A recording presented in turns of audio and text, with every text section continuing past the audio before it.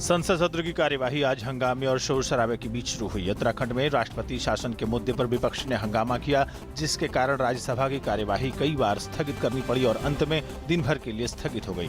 प्रधानमंत्री नरेंद्र मोदी ने संसद सत्र की कार्यवाही सुचारू रूप से चलाने के लिए विपक्ष के सहयोग की अपील की।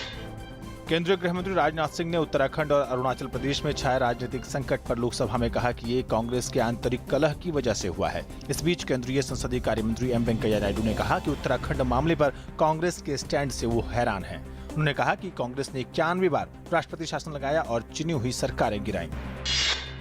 पश्चिम बंगाल में विधानसभा चुनाव के चौथे चरण के लिए आज हो रहा मतदान। उत्तरी 24 परगना और हावड़ा की 49 सीटों के लिए वोट डाले जा रहे हैं। उत्तरी 24 परगना और हावड़ा में 1 बजे तक 50% मतदान होने की खबर।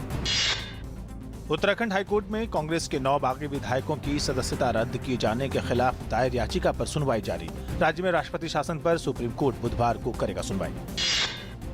भारत और पाकिस्तान के बीच विदेश सचिव स्तर की वार्ता कल नई दिल्ली में। हार्ट ऑफ एशिया कॉन्फ्रेंस से इतर होगी ये द्विपक्षीय वार्ता।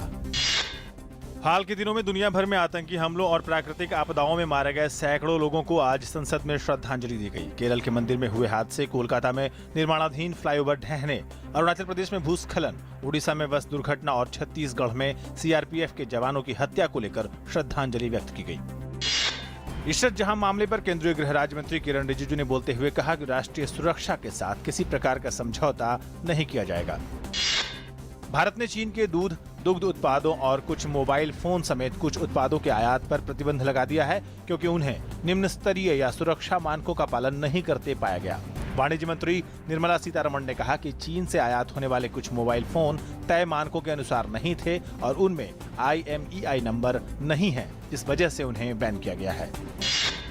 पश्चिम बंगाल में कथित तौर पर कैमरे के सामने घूस लेते पकड़े गए तृणमूल कांग्रेस के सांसदों और विधायकों को निष्कासित किए जाने संबंधी याचिका पर सुनवाई के लिए सुप्रीम कोर्ट तैयार हो गया है। सुप्रीम कोर्ट इस मामले में शुक्रवार को सुनवाई करेगा। ये याचिका एक्टिविस्ट विप्लव चौधरी ने दायर की है।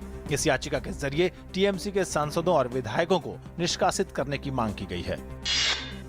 मुंबई में डांस बार मामले पर सुप्रीम कोर्ट ने टिप्पणी करते हुए कहा कि सड़क पर भीख मांगने और दूसरे गलत तरीकों से पैसा कमाने से बेहतर है कि कोई महिला डांस बार में काम कर ले। जस्टिस दीपक मिश्रा और जस्टिस शिवकीर्ति सिंह की बेंच ने कहा कि किसी न किसी बहाने महाराष्ट्र सरकार डांस बार पर प्रतिबंध लगाने की कोशिश न करे। डांस बार में काम करके अगर कोई महिला पैसे कमाती है तो ये उसका संवैधानिक हक है। तमिलनाडु की मुख्यमंत्री और अन्ना द्रमुक की अध्यक्ष जे जयललिता ने आज आर.के. नगर विधानसभा क्षेत्र से अपना नामांकन पत्र दाखिल किया। वहीं द्रमुक अध्यक्ष एम करुणानिधि ने आज तिरुवरूर विधानसभा सीट से नामांकन पत्र भरा। इस मौके पर पार्टी के कई अन्य नेता भी मौजूद थे। यूपी के बीएसपी नेता हाजी इकबाल अहमद की मुश्किलें बढ़ती जा रही हैं। हाजी इकबाल पर सुप्रीम कोर्ट ने आज बीएसपी विधायक हाजी इकबाल के खिलाफ ईडी, सीबीडीटी और SFIO को जांच 3 महीने में पूरी करने के लिए निर्देशित किया। हाजी इकबाल अहमद पर 111 फर्जी कंपनियां बनाने और 10,000 करोड़ रुपए की अवैध संपत्ति बनाने का आरोप है।